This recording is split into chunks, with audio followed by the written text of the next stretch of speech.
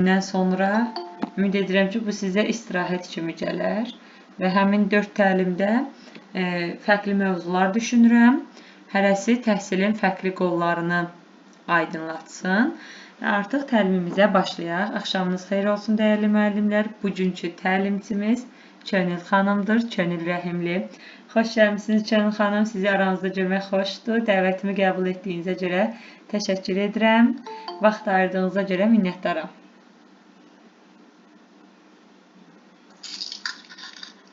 Salam, hər vaxtınız xeyirli olsun. Necəsiniz? Mən də sizləri salamlayıram və burada tamaşaçılarımızın, izləyicilərimizin də hər birinə xoş gəlmişsiniz. Aramıza qatıldığınız üçün çox məmnun oldum deyirəm. Və İlham xanım bugün məni təqdim elədi. İstərdim ki, mən özüm də təqdimat edim. Mən pedaqoq, psixoloq, eyni zamanda təlimçi Könül Rəhimova. Bugün sizinlə bərabər çox aktual bir məsələ olan, belə deyək ki, təhsildə stressdən gücə, yəni psixoloji dayanıqlıq və emosional balans və ümumiyyətlə müəllim, şagird, valideyn münasibətlərində sağlam ünsiyyət və psixoloji rifah haqqında danışmaq istərdim. Yəqin ki, bu mövzuda hər biriniz üçün çox maraqlı olacaqdır. Davam edə bilərik, İlham xanım? Bəli. Auditoriya ümumiyyətlə belə bir sualla müraciət eləmək istərdim ki, bu mövzu bugün hamımız üçün niyə vacibdir? Əgər bu suala cavab vermək istəyən varsa da böyük məmnuniyyətlə dinləyərdim. Ondan sonra da yenidən davam edək. Mən izləyicimiz səsizlik olmadı. Fikirlərinizi bildirə bilərsiniz.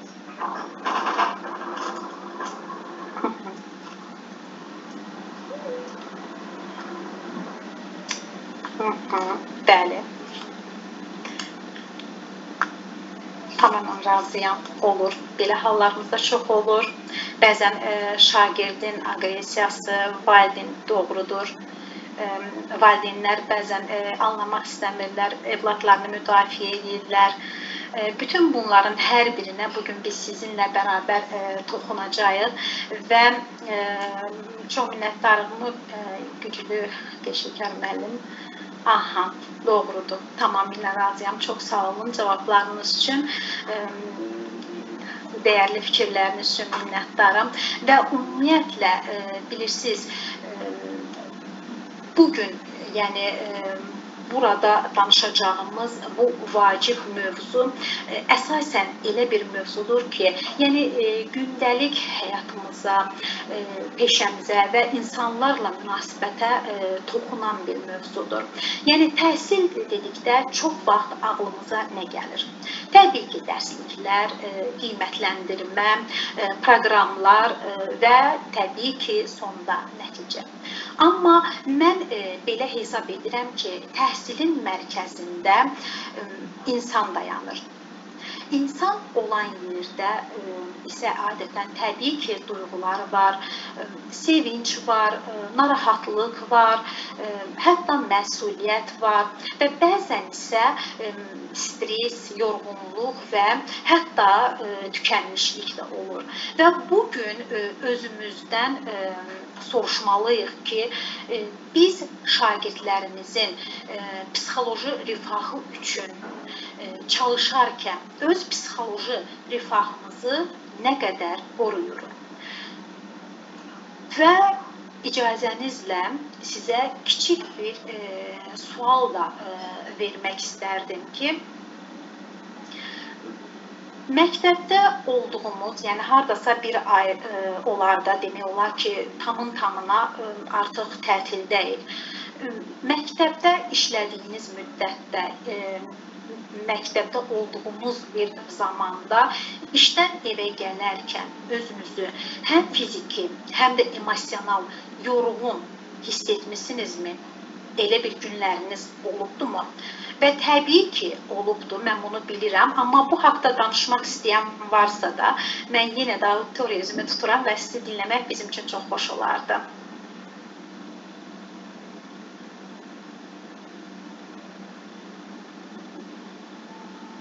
Tamam, o zaman mən davam edim. Belə ki, mən bilirəm ki, bugün bu sualın qarşısında biz burada heç də yəni tək deyilik. Belə ki, çoxumuz, yəni buyurun, eşidirəm sizi Seyda xanım. Seyda xanım əl qaldırdıq. Buyurun Seyda xanım, dinləyirəm sizi. Axşamınız xeyir olsun. Hər vaxtınız xeyirli olsun.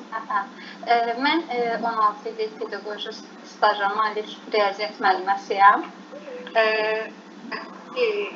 Yəni çox belə sevərək, çox belə vicdanımla hər zaman işləmək istəmişəm. Sadəcə əlbəttə ki, indi bildiyimiz kimi valideynlərin anlayışlı davranmaması hərdən ruhdan salır.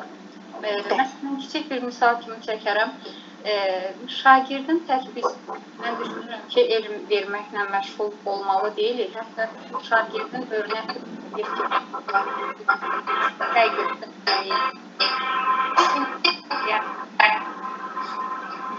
mən həmin bir şagirdim haqqında nümunə göstərmək istəyirəm. O şagirdin davranışı, təhsili barədə çalışıram, və valideyni mənə zəng edir, deyir ki, mənim oğlumu incitmə, təsəvvür edin. Yəni, oxumur, yaxşı eləyir. Mən sizə bunun mədəni formasını deyirəm, təsəvvür edin. Yəni, o çox belə spor olmuşdur. Ani olaraq, müəllim olaraq deyirəm, ilahi, mən bu nədir? Yəni, o qədər pis oluram ki, yəni, mən niyə müəllim olmuşam? Hətta ani alıb, keçir o işləmə. Yəni, hər insan bir cürdür. Yəni, necə ki, deyirik, 5 barmaq deyilik.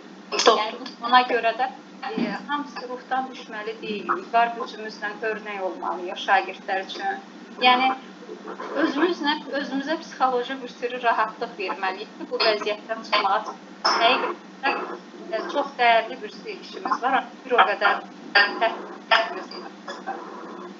bütün müəllimlərə dözüm, güc arzulayıram ki, işlərində uğurlu davam edəsinlər. Çox sağ olun, çox təşəkkür edirəm bu dəyərli fikirləriniz üçün və həqiqətən çox təəssüflər olsun ki, biz həqiqətən belə bir şeylərlə, yəni belə bir mövzularla çox rastlaşırıq. Bu, yəni belə hallar danılmazdı. Və bunun da qarşısında durmaq üçün sadəcə olaraq biz müəllimlərə yəqin ki, çoxlu bir səbr lazımdır. Sadəcə olaraq səbr lazımdır ki, o valideynlə yola gedə bilək, o valideyni qarşılıqlı anlaya bilək və arada qarşı durma olmaqdansa da qarşılıqlı əməkdaşlıq edə bilək. Siz inanırsınız, bir də bunu deyim, yəni dəfələrlə şahidi olmuşam, dəfələrlə, yəni düzdür, şükür Allaha çox belə problemlə yaşamamışam, amma məlum məsələdir ki, içərisində psixologiyası fərqli olan valideynlər olur, yəni düşüncədən əlavə. Siz təsəvvür edin, yəni həmin valideynlər, yenə deyirəm, çox şükür ki, az olub, az hallarda, amma onlar nəhayətində bir neçə dəfə narazılıq edəndən sonra təkrar özləri qayıdıb ki, müəllimə çox üzr istəyirəm ki, yəni bu hərəkət. Çünki görür ki, məndən özünə əks, yəni özü kimi qarşılıq almır. Mən səbirlə, təmkinlə və nəhayətdə anlayır ki, mən övladım üçün nə qədər yaxşılıq eləmiş olur ki, müəllim. Və dediyim səbirlə yanaşmalıdır, onlar özləri qayıdıb cavab verirlər ki, üzr istəyirik də, yəni bu hərəkətə görə həqiqətən sizdən üzr istəyir. Amma mən boynuma da alaram ki, yəni müəllim kimi bizim də çox onu içimizdə keçirdə stres də yaşayırıq, gərginlik də nə qədər özümüzü rahatlaşdırsaq da, amma qaçılmazdır bu da. Əlbəttə doğrudur, mən sizə tamamilə razıyam və bunun üçün də sadəcə biz müəllimlərin hər birinə səbir diləyirəm. Həqiqətən o sizin bayaq dediyinizlə tamamilə razıyam ki, barmağın beşi də eyni ola bilməz. Yəni hər növdə, hər fikirdə, hər xarakterdə insanla rastlaşırıq. Müəllim dedikdə müəllim eyni zamanda psixoloqdur. Tək pedaqoq yox, eyni zamanda psixoloq olmalı. Nəinki şagirdini, eyni zamanda da qarşısına gələn, qarşısına keçən valideyni belə tanımalı, onu belə anlamalı, onu belə çözməyi bacarmalıdır. Və çox sağ olun Seyda xanım, yenə də bir daha sizə dəyərli fikirlərinizi bölüşdüyünüz üçün minnətdarlığımı bildirirəm. Və ümumiyyətlə bilirsiniz, çox vaxt biz düşünürük ki, biz yalnız iş yorur.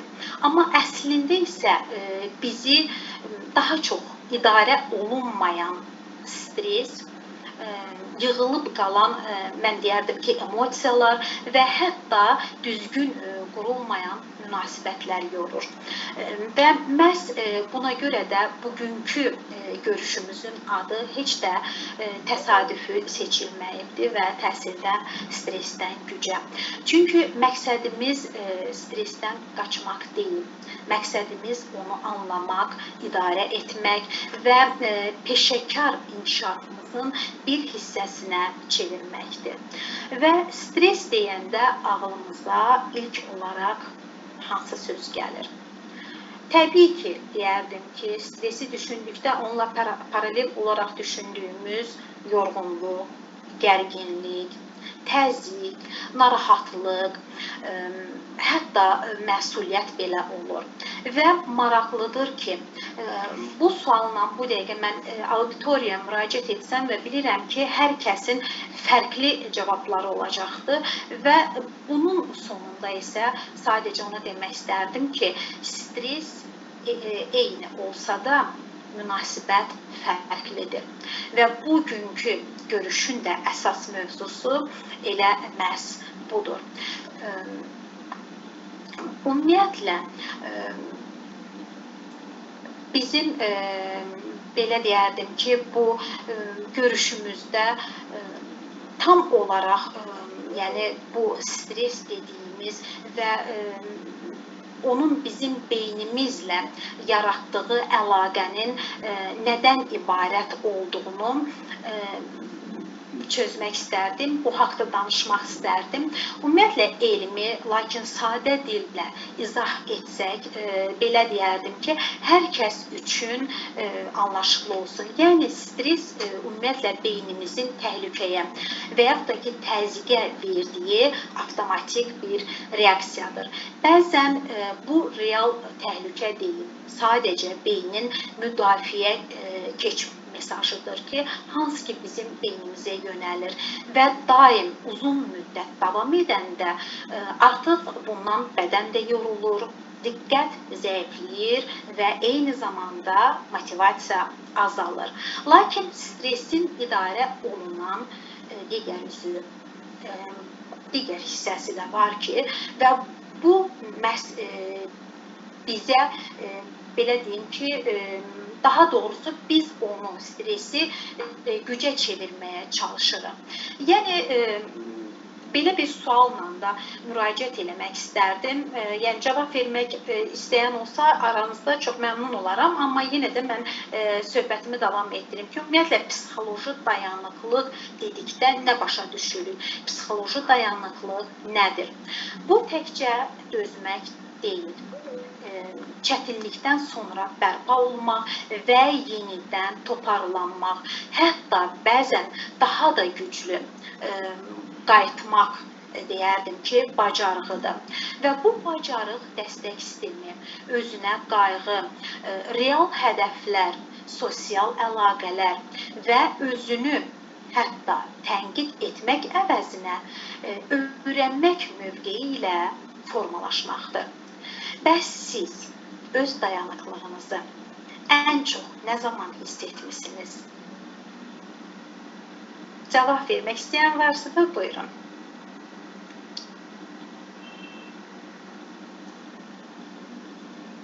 Tamam, o zaman buyurun. Axşamınız xeyir olsun. Vaxtınız xeyir olsun. Cavab verə bilərəm. Buyurun, İmət bəy, eşidirəm sizi. Bəli, çox gözəl sualdır. Ümumiyyətlə, insan təcrübəli olduqca biraz ən əsas odur ki, səbirli olmağı öyrənirsin. Və nəticədə ondan sonra isə mən öz fəaliyyətimdən danışıram. Yəni, əvvəl ola bilsin ki, hər hansı bir şey tez reaksiya verdimsə, bu ümumiyyətlə tədricən bunu səbir etməyə başladım. Və bunun nəticəsində onda gördüm ki, səbir elədiyəndən sonra nəticə başqa olur.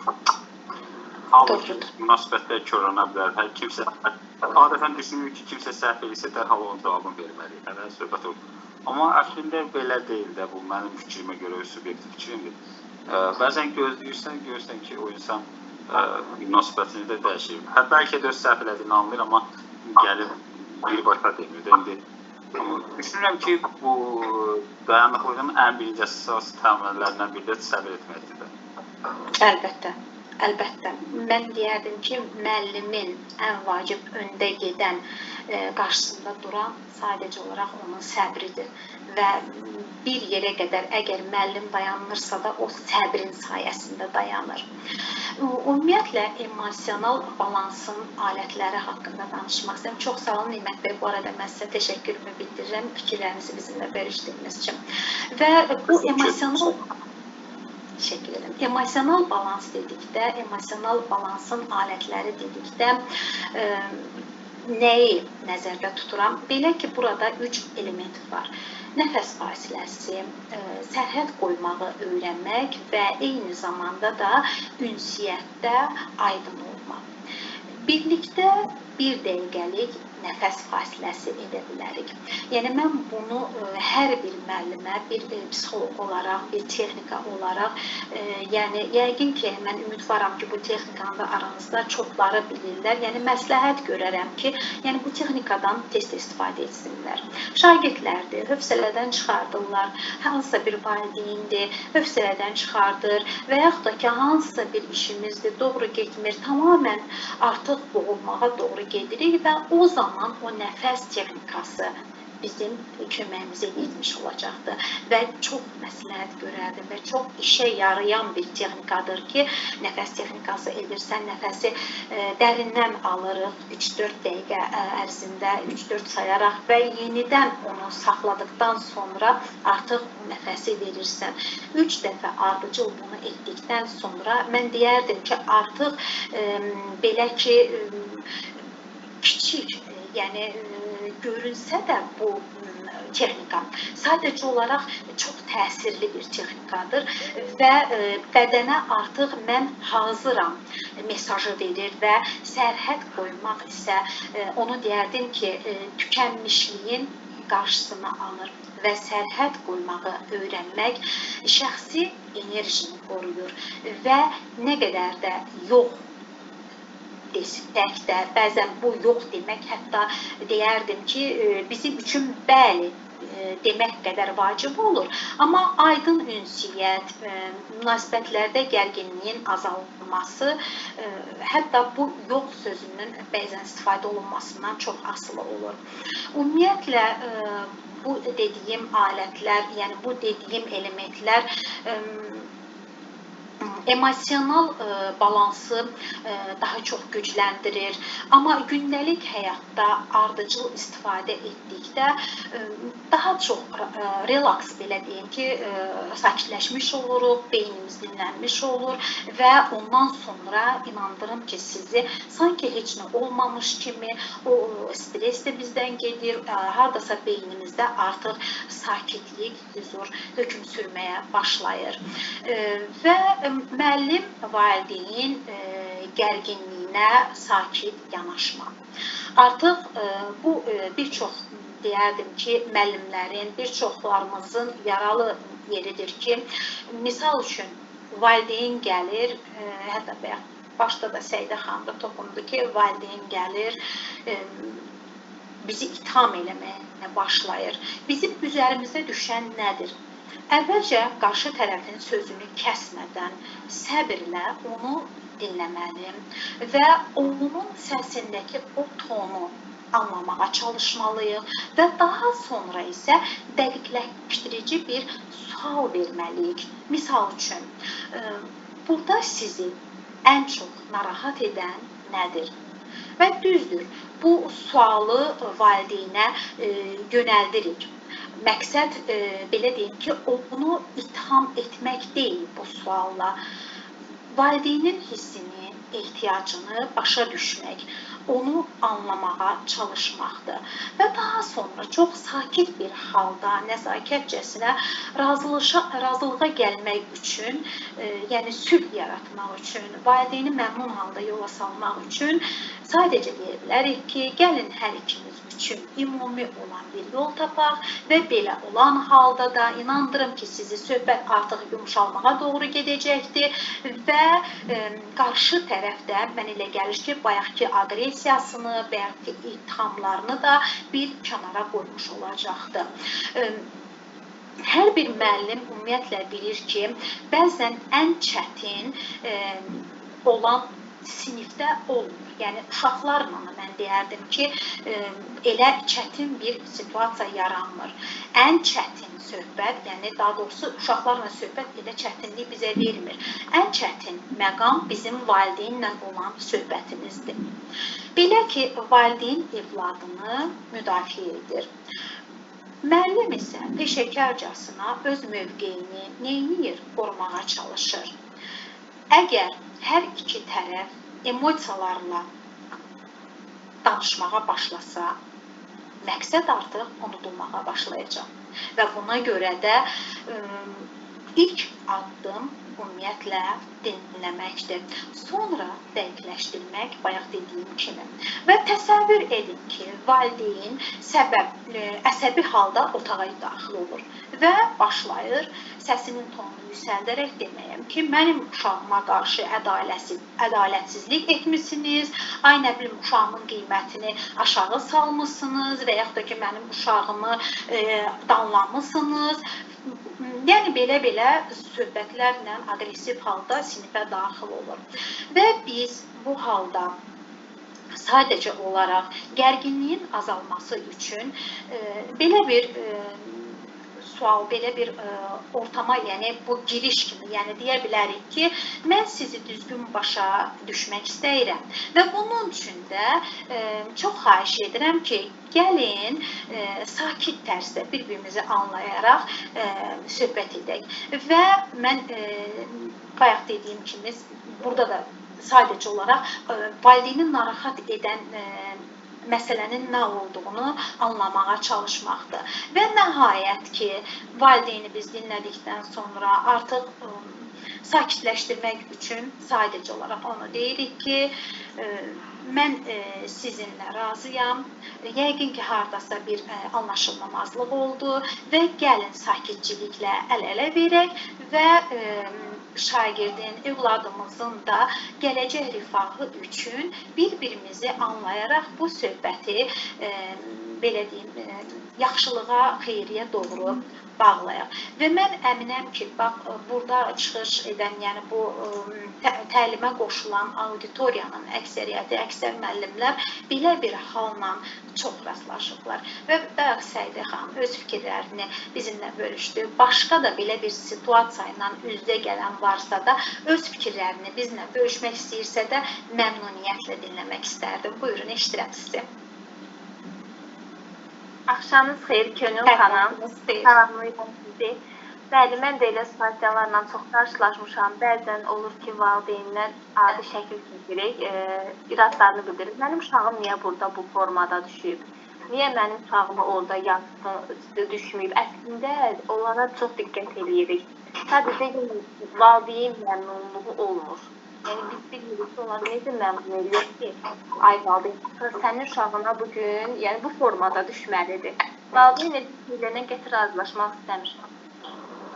Razıyam. Doğru buyurursunuz Gülü xanım. Doğru buyurursunuz ki, bəzən valideyn elə düşünür ki, hər şeydə haqlıdır. Amma valideyn də bizi anlamalıdır ki, onlar evdə bir-iki uşaqla bacara bilmirlər. Bir-iki uşağı dinləyib onu, yəni belə deyim də, sülh yaratmaq mı deyim, onların istəklərinə cavab vermək mi deyim. Yəni bunu etmək belə çətinlik çəkilir.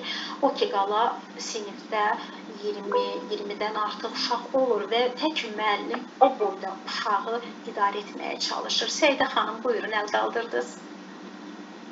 Könül xanım, mən müəllimə burada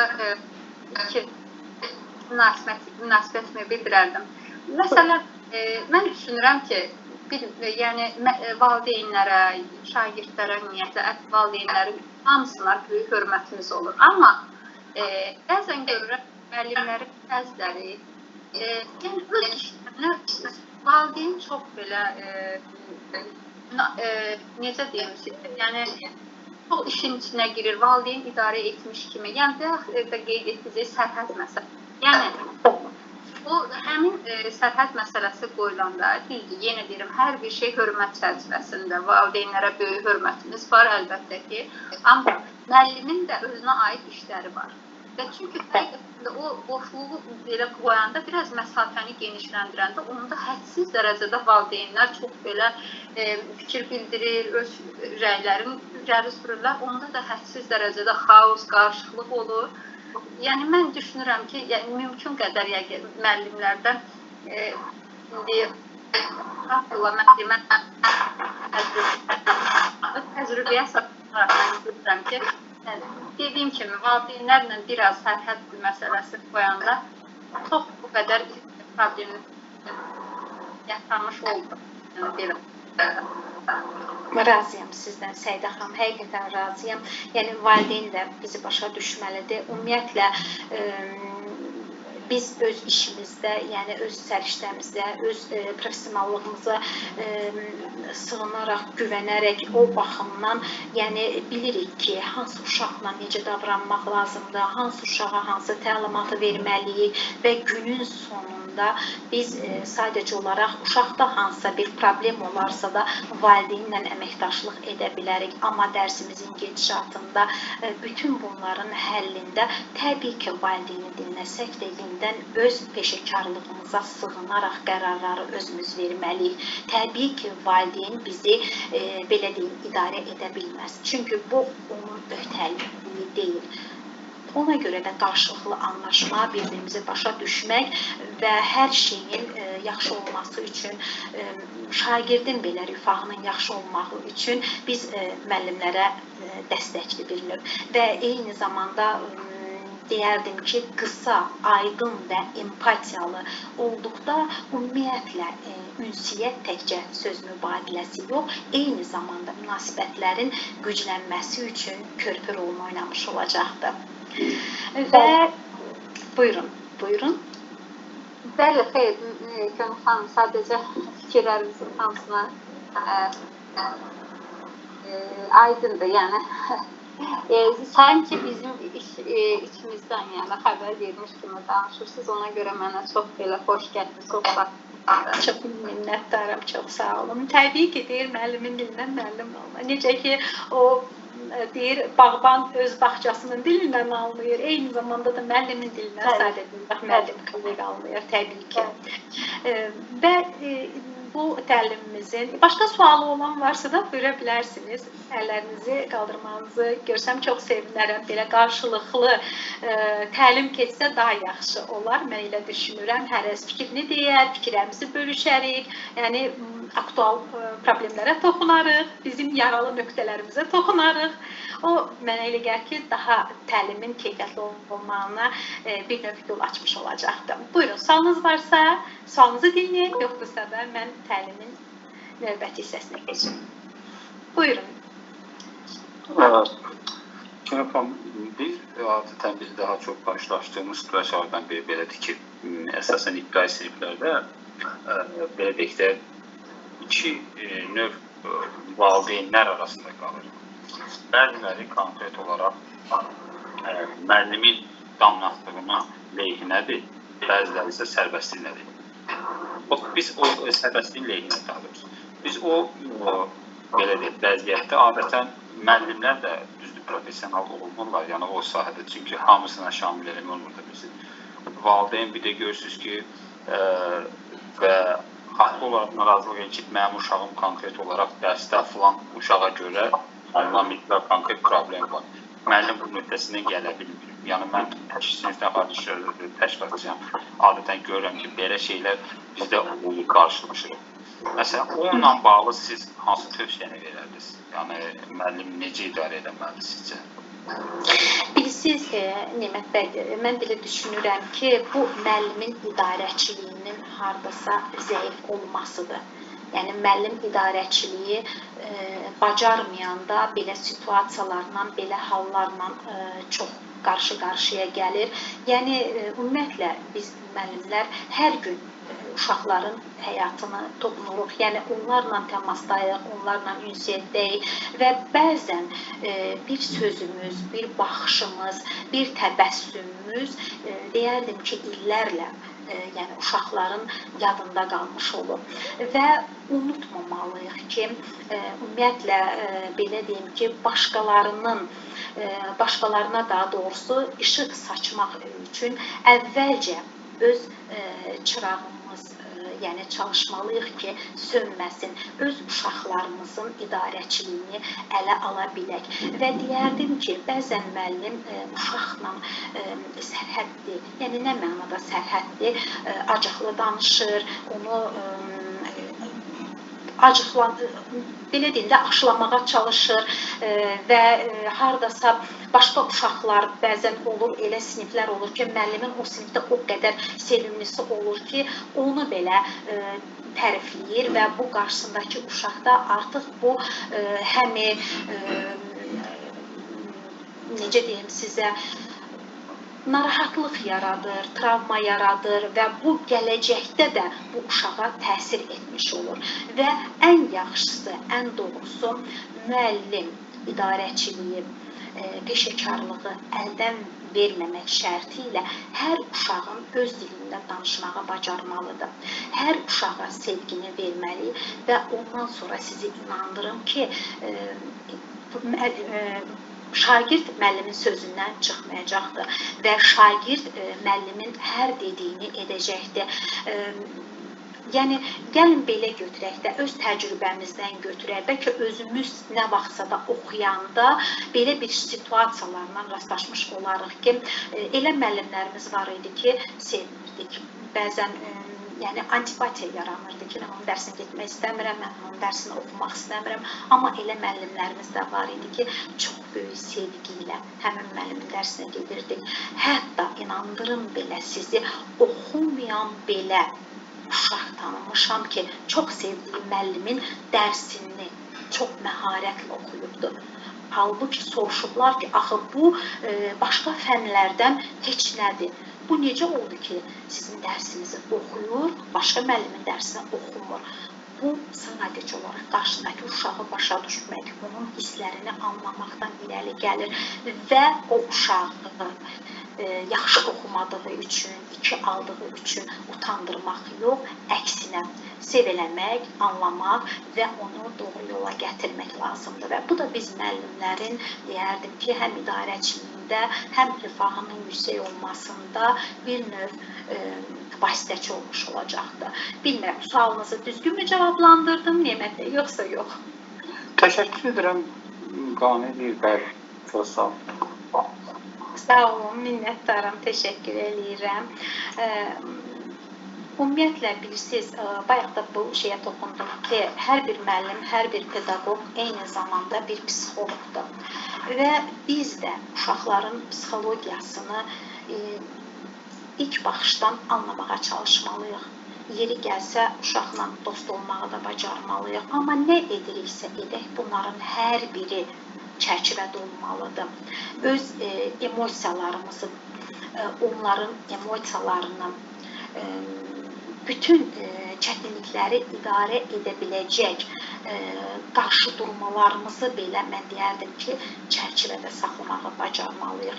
Və ondan sonra düşünürəm ki, hər şey öz yolunu tapmış olacaqdır. Və təlimimizin növbəti belə bir hissəsinə keçmək istərdim. Kiçik addımlar, böyük təsirlər. Bu haqda danışmaq istərdim. Ümumiyyətlə, mükəmməl olmağa borclu deyiləm. Amma sabah bir kiçik dəyişiklik edə bilərəm. Təbii ki, bu mesaj hər birimiz üçündür. Yəni, mükəmməllik yox, davamlı, kiçik, real addımlar vurğulanır. Və ümumiyyətlə, həyatı dəyişmək üçün mən deyərdim ki, böyük addımlar yox, kiçik, müntəzəm addımlar gərəkdir. Vəfa xanım orada nəsə yazmışdı, ekrana gəldi, getdi, üzrü sayın Vəfa xanım. Əgər danışmaq istəyirsə, səsinizi açın, zəhmət olmasa deyin.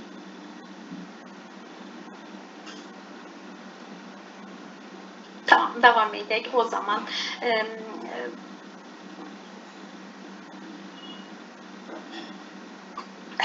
razıyam, Zeynəb xanım, razıyam. Müəllimə olan münasibət onun fənnində sevdirməyə həqiqətən bir növ bilavasitə rol oynayır. Yəni, uşağın dediyim kimi, onda müəllimə qarşı nə qədər çox sevgi yaranarsa da, müəllimə hörmət yaranarsa da, bir o qədər də müəllimin fənnini də oxuyacaqdır, müəllimin sözündən də çıxmayacaqdır. Ən, belə deyim də, hiperaktiv, ən el arasında deyək də, şuluq uşağı belə idarə etmək mümkündür. Sadəcə olaraq yanaşma düzgün olmalıdır. Onun dilini düzgün anlamağı bacarmalıyıq. Yanaşmamız düzgün olarsa da, o zaman da həmin şagird bizə hörmət edəcəkdir. Lazımı qədər hörmət edəcəkdir. Başqa danışmaq istəyən var? Əziz müəllimlər, sizə belə bir sualla müraciət eləmək istərdim ki, bax, ümumiyyətlə dedik ki, həyatı dəyişmək üçün böyük addımlar yox, yəni kiçik, müntəzəm addımlar da kifayət edir və bu kiçik addımlar zamanla stresimizin, yəni stresə münasibəti tamlığınla dəyişmiş olur. Və sizə belə bir sualla müraciət eləmək istərdim ki, sabah edəcəyiniz kiçik dəyişiklik nə ola bilər? Fikirlərinizi alsam çox sevinərəm. Buyurun.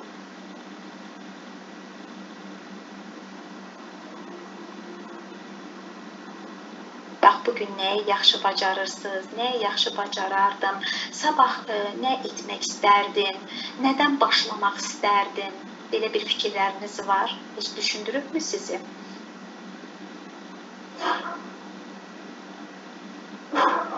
Tamam, o zaman mən davam edim. Kitab ən gözəl hədiyyədir.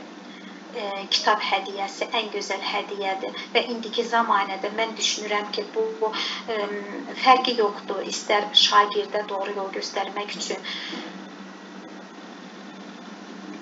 Bəli, ən yaxşı hədiyyə ona fikrini öyrənib, yəni onun istədiyi bir kitabı ona hədiyyə etmək, yəni hardasa bu uşağın da, bu şagirdin də gələcəkdə kitaba meylini, kitaba bağlılığını artırmış olacaqdır.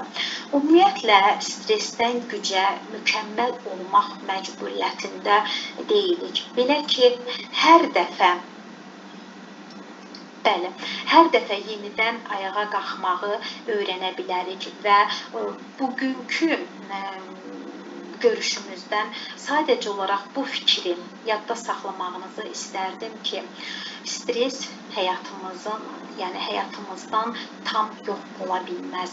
Amma biz necə edə bilərik, necə seçim edə bilərik ki, biz stresi idarə edək, o stresin bizi idarə etməsinə yol verməyək və psixoloji dayanıqlıq hər dəfə yıxıldıqdan sonra yenidən ayağa qalxa bilməkdir. Yenidən həyata tutunmaqdır, yenidən toxunmaqdır və öz emosional sağlamlığımızı qoruya biliriksə də daha səbirli, daha yaradıcı və daha təsirli olur bu belə etdiyimiz halda. Və ümumiyyətlə hər birinizdən belə bir xahiş edərdim ki, bu təlimimiz sona çatdıqdan sonra siz özünüzdə təkcə qeydlərinizi yox, eyni zamanda da belə bir şuar kimi özünüzə qeydiyyat aparın ki, yəni özünüzə qayğı göstərmək artıq seçim deyil. Bu sadəcə olaraq peşəkar bir məsuliyyətdir. Və bugün özümüz üçün hansı kiçik addımları seçirik? Bax, bu sual bizi düşündürməli və bu sual bizim növbəti günə hardasa vəsiqəmiz olmalıdır. İndi isə buyurun, sizi dinləyirəm. Sual olanlar varsa da suallarınızı verə bilərsiniz.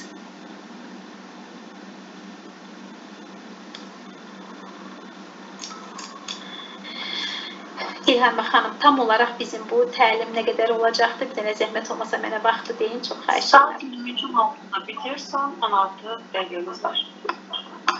16 dəqiqəmiz var. Elə bu 16 dəqiqəni də deyirəm, bəlkə elə bu auditoriya ilə sual-cavab edək. Bəli, Onlar da bəli. fikirlərini bilsinlər.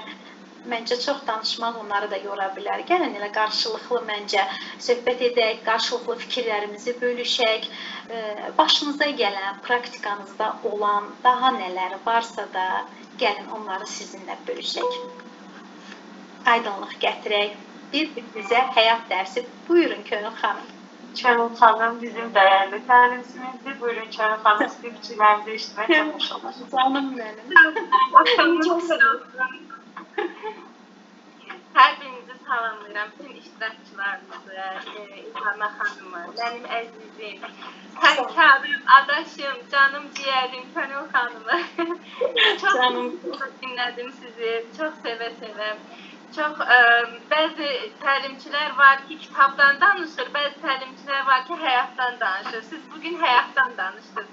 Bu da sizin həqiqətən nə qədər zəngin təcrübəyə malik olduğunuzu, həqiqətən nə qədər güclü empatiya sahib olduğunuzu göstərir. Çox zövq aldım.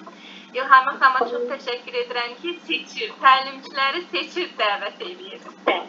Çox sağ olun, çox minnətdaram Könül xanım. Həqiqətən sizi dinləmək, bugün burada aramızda görmək məni çox məmnun etdi, çox xoşbəxtəm, bir dənəsiniz. Könül xanım da mənim kimi eyni zamanda müəllimdir, pedaqoqdur və biz həyatda yaşadığımız təcrübələrdir. Bəli, valideynlə, şagirdlə nə yaşamışıqsa da bugün demək olar ki, onu anlatmağa, onu etməyə çalışdım və bayaq o dediyim, çox sağ olun Könül xanım, həqiqətən minnətdaram sizə. Və bayaqları o dediyim hansı ki bir şagird var idi ki, müəllimlər dedim ki, deyirdi, o şagirdə 5 yazırsınız, ay müəllim, halbuki o uşağın 5 yox da, o uşağın qiymətləri 2-3-dür. Amma mənim fənnimdən 5 idi. Çünki o mənim özümün başıma gələn bir şey idi. O mənim yaşadığım bir hadisə idi. Bəli, buyurun Seydə xanım, Könül xanım. Danışmaq istəyirdiniz? Seydə xanım, buyurun. Könül xanım, üzrlü sayın, mən deyəsəm bugün danışdım. Çox xoşdur, əksinə buyurun danışın. Bəli, bir şagirdlərin həyatına toxunmaq kimi bir məsələ təcrübəmizdir. Mən şagirdim, hazırda 11-ci sinifə keçib, karantin dövrünün təzə başladığı vaxtda onlayn tədris keçirdim, şagirdlərdən onlayn format başlayırdım. Canlı dərsə gələndə çox ürkək, sakit təbiətli bir oğlan var. Mən baxıram ki, bu qabiliyyəti var. Amma o qədər qorxaq, o qədər təlaşlıdır. Bu müəllimlər bilir ki, müəllimlər həqiqətən şagirdləri zirvələrə də qaldıra bilər. Müəllim də var ki, şagirdləri yerlərə qaldıra bilər. Mən şagirdi həvəsləndirə. Ümumiyyətlə çalışıram ki, siz dediyiniz kimi də ümumi davranmayım, hər şagirdin öz psixologiyasına uyğun davranır. Və şagirdə elədiyim qabiliyyət var və sadəcə mən buna təkan verməliyəm, güc qüvvət verməliyəm. Siz inanırsınız, mənə bir sual verdi, çəkinə-çəkinə ki, mən görəsən bacaracam riyaziyyat öyrənməyə. Dedim, əlbəttə ki, bacarasın. Sən hətta təşkillər eləyə bilərsiniz. Siz inanırsınız, Könül xanım, öz də atasını itirmiş bir övlad idi, sonradan bilmişəm. Yəni, ürkəklik, bir qorxaqlıq hətta buradan belə gəlirmiş. Ona çox sevinirəm ki, Sizin fikirləşdiyim ki, internetiniz chat eləsin ki, məndə də tam eşidilmir. Əgər mümkünsə, otları dəyişə bilərsiniz və yaxud da internet təzədən düzəldək. Çünki dediyiniz cümlələrin yarısı eşidilmir demək olur. Bir dəqiqə. Bəli, fikirləriniz çox dəyərlidir, təcrübələrinizi danışmağınız bizim üçün çox mühümdür ki, burada yeni müəllimlərimiz də var, sizlərdən baxıb çox şey götürür. Eşidilirik. Biraz danışın, arada gedir, nəsə stop kimi olur, internetdə yəqin qırıntılar, kəsintilər olur arada. Aha, bəli. O şagirdim dediyim kimi indi artıq 11-ci sinifdə oxuyur və mənə sualı verdi ki, müəllim, mən həqiqətən oxuya biləcəyəm. Bu sualı verəndə bir təhsil aldım. Və dediyim kimi mən ona belə dəstək oldum hər tərəfli. İnanırsınız, 9-cu sinifdə imtahanda ümumi bizim yaşadığımız ərazi üzrə bir dənə 100 bal alan oldu. O qədər riyaziyyat hədsiz dərəcədə sevir, hədsiz dərəcədə öhdəsindən gəlir. Yəni mən onu bildirmək istəyirəm ki, həqiqətən də şagirdlərimizin qarşısına, kaş ki, bütün şagirdlərin qarşısına yaxşı müəllimlər çıxsın ki, həqiqətən də müəllimlər şagirdləri zirvəyə çıxarda da bilər, hətta pis şagirdi bilər.